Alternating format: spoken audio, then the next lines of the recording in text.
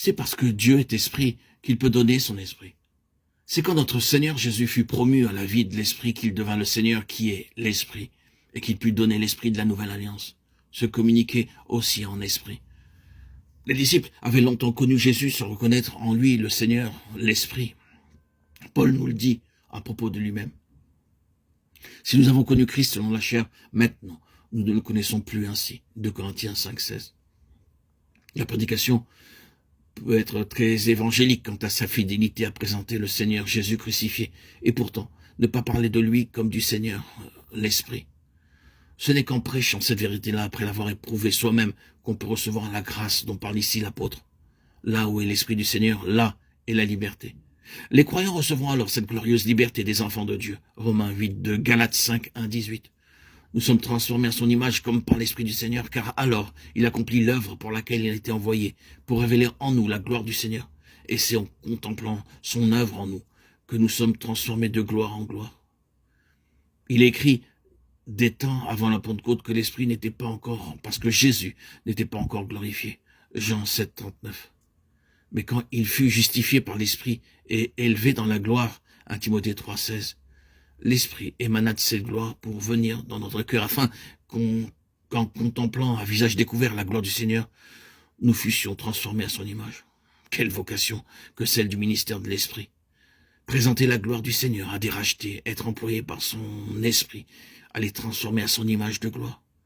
C'est pourquoi, ayant ce ministère, nous ne perdons pas courage. 2 Corinthiens 4:1.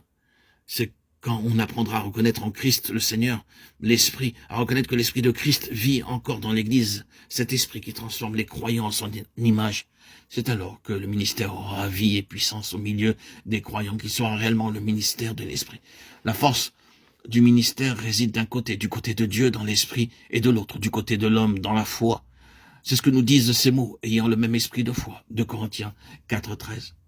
Après avoir exposé dans le chapitre 3 la gloire du ministère de l'Esprit, dans le chapitre 4, 1:6, la gloire de l'évangile qu'il prêche, Paul en vient au vase qui recèle ce trésor. Il s'excuse d'abord de son apparente faiblesse, mais il fait plus encore.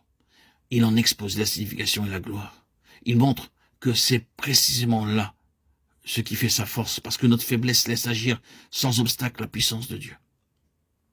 Il en est ainsi, afin que cette grande puissance soit attribuée à Dieu et non pas à nous. 2 Corinthiens 4:7. Sa communion habituelle avec Jésus venait de ce qu'il portait toujours partout dans son corps, la mort du Seigneur Jésus, afin que la vie de Jésus fût aussi manifestée dans son corps. 2 Corinthiens 4:10. Ses souffrances participant ainsi de la nature de celle de Christ, qui s'était offert comme substitut pour nous. Et il pouvait dire, de sorte que la mort agit en nous et la vie en vous. Enfin, pour faire connaître quelle est la force qui l'a soutenu à travers de tant de peines et de travaux, il ajoute, mais ayant le même esprit de foi selon qu'il est écrit, j'ai cru, c'est pourquoi j'ai parlé, nous aussi nous croyons, et c'est pourquoi nous parlons, sachant que celui qui a ressuscité le Seigneur Jésus nous ressuscitera aussi par Jésus, nous fera comparaître avec vous. 2 Corinthiens 4:13, 14.